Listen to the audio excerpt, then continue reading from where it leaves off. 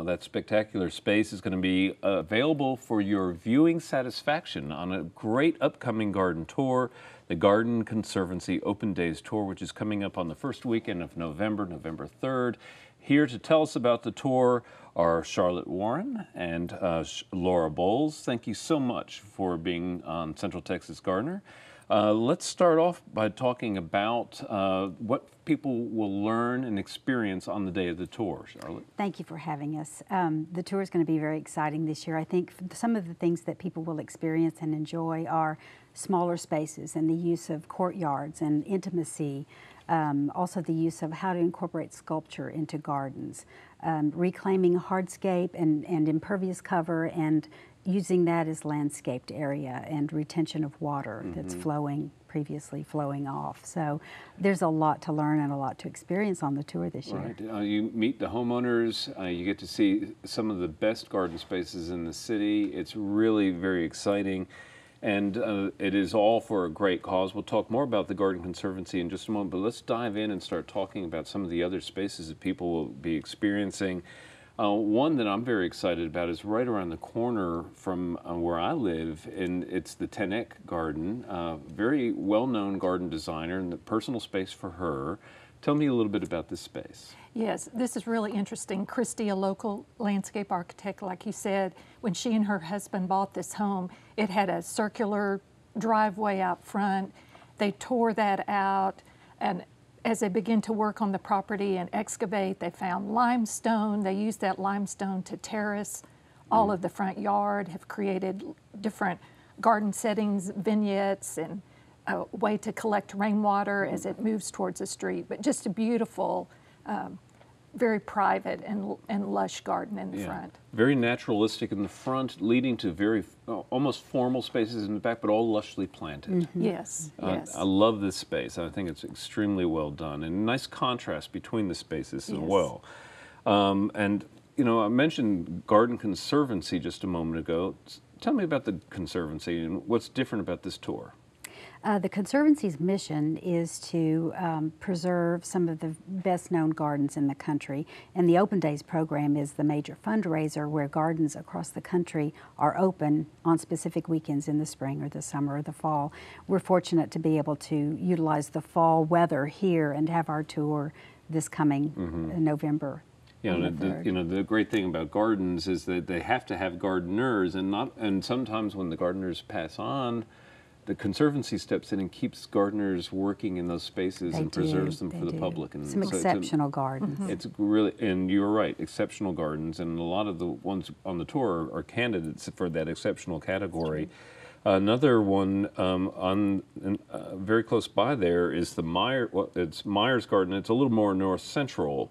And this is surrounding a really historic home here in the Austin area. Yes, it's along Shoal Creek, and it is a historic home that the Myers bought 20 years ago. And when they bought it, there was not a plant or a rock on the property. And Jennifer and her husband have really made it come to life. And just through trial and error, they've just created a very eclectic, but very inviting, interesting place. It's a fun garden. It is a fun garden. And I think that's first and foremost when I think about this, and it's a very Austin kind of place. Yes, and she's incorporated found objects that make it very interesting. There was a ravine that they've converted into an amphitheater that actually they allow community events to be held there. I think it's just a really interesting place, and I think it has been on the tour before and was very popular, but I think people will see, even if they've seen it before, that there's many new things to see because it's grown and it's lush.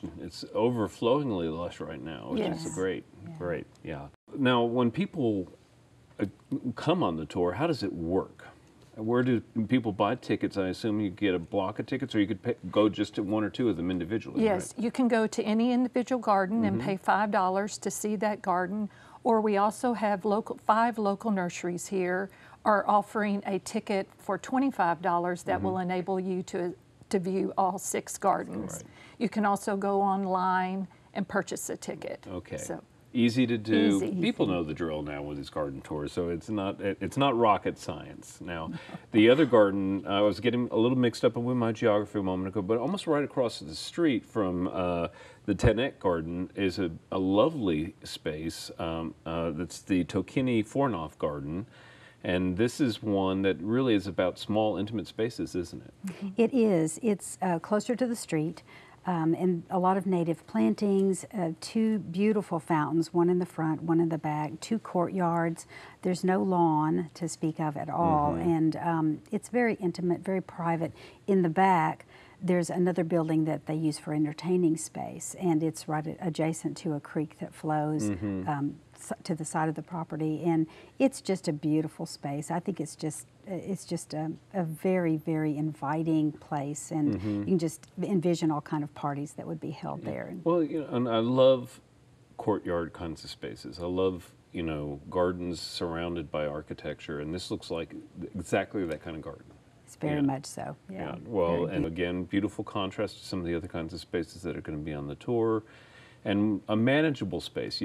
Gardens, grand gardens don't have to be big in size. They can be big in ideas, and I think this garden illustrates that fact. Christy also helped with this, the design of this garden. Doesn't surprise me. Yes. Across the street.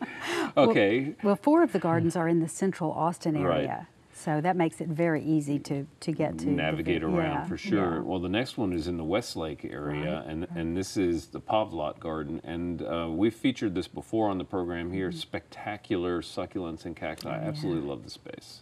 Yes, it's hillside and it's terraced with limestone and just incredible cacti and succulents.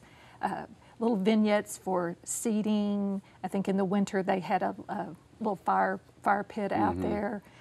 There's a koi pond. It's just a very interesting way that it meanders, and you get to see all the succulents, and as well as some drought-resistant perennials that he's incorporated. He also has a greenhouse that has a lot of rare succulents in there that he's cultivating. One thing I really love about this space is it really shows the plants. It kind of stages them almost in a way. It does. He's used a lot of space around the plants to do exactly as you're saying, to showcase the plants. And it's of course drought resistant, and with the minimal need for water, but it is a spectacular garden. Yeah, and a great guy too. And this, again, I think one of the things I really want to emphasize here is one of the great joys of going on the garden tours is often, not in every case, but often you get to meet the owners and talk about the plant, talk about the designs, and I think that's the highlight of the tour for me often. Well, it often is. You'll have a question about a plant, and the owner will be standing there to say, "Oh yes, I was in so-and-so, and I saw this plant and thought I'd try it, and it worked," and it's a success story.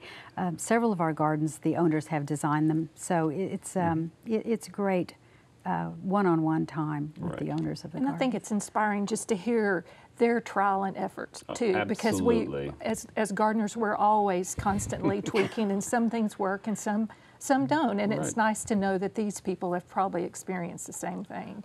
We all have, I think. Anybody who says otherwise, don't listen to them. Okay, the next one, and this is really a stunning site. It's right on Lake Austin, and this is a private garden on Lake Austin. Beautiful, beautiful setting, but they've done a great job of taking advantage of that setting, it looks like, with the garden. They have. This is one that just sort of takes your breath away.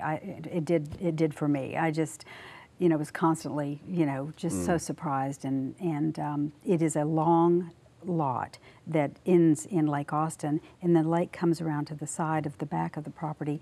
But beautiful conifers and beautiful Japanese maples have been planted along pathways. It's just a spectacular setting, and so peaceful and private, and throughout the property there are world-class sculptures placed in various locations throughout. So it is just a spectacular garden. A wonderful place to meander on a great day. Again, this is all for the Garden Conservancy Open Days Tour. Again, just the basics of the tour. It's happening on... It's happening November the 3rd, which is a Saturday, from 9 in the morning to 4. 6 gardens, 4 centrally located in Austin and 2 in Westlake. And it should just be a lovely, lovely day. And we're looking for good crowds. Well, I hope that you get that, and certainly the Garden Conservancy deserves the support here. Austin has been a great community for the Garden Conservancy over the years, and it's turned out hundreds, if not thousands, of people for this tour. And it looks like you're going to have another great success with these gardens. Well, so thank you so much, both of you, for being our guest here on Central Texas Gardener. Thank you, Our Tom. pleasure. All right, and coming up next, it's our friend Daphne.